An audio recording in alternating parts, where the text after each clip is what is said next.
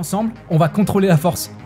Et attention, c'est pas une blague. On va vraiment se battre avec des sabres laser. La question qu'on se pose tous, comment ce sport a-t-il vu le jour?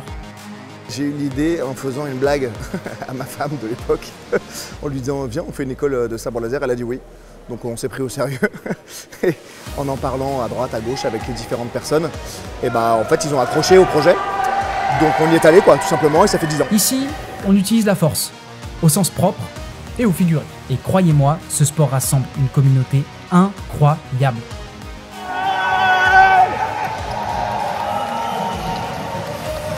L'ambiance générale, elle est familiale, c'est bon enfant. En fait, ici, tu as quoi qu'il arrive que des fans.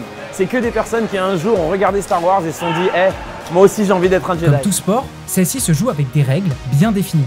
Les arbitres, maîtres du jeu, vous expliquent tout. Il y a un arbitre, l'arbitre principal, qui va gérer un peu le combat, annoncer les touches sont perdues. Les deux qui sont en face de lui, près des combattants, sont les arbitres miroirs.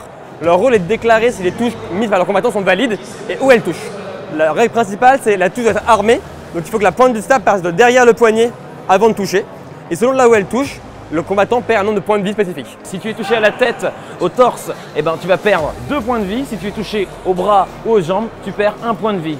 Le premier qui n'a plus de points de vie a perdu. C'est un peu comme dans un jeu vidéo, c'est très simple, ultra ludique et tout le monde peut y participer. Les 3 arbitres sont là pour justement regarder qui a touché en premier et c'est pour ça qu'ils vont se concerter après chaque manche pour voir qui mérite de perdre des points ou pas. Chaque sabre n'est plus un jouet.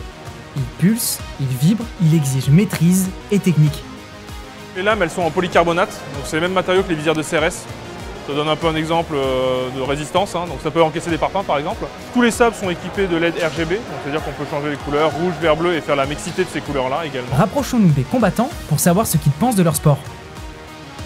C'est hyper complet, c'est une sorte de MMA, mais de l'arme à deux mains, sans KO évidemment, parce que ça reste un sport de semi-contact. Et c'est ce qui nous permet d'avoir un sport mix, c'est ouvert à tout, aux hommes, aux femmes, à ceux qui se sentent ni l'un ni l'autre et à tous les âges. Franchement, le plaisir que vous prendrez à faire ce sport éclipse largement ce que les autres vont pouvoir en dire.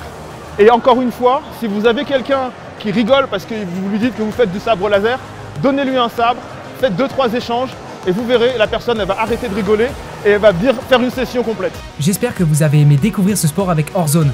On se retrouve très vite pour un prochain sport insolite. Et d'ici là, je vous laisse avec une séquence des meilleurs combats.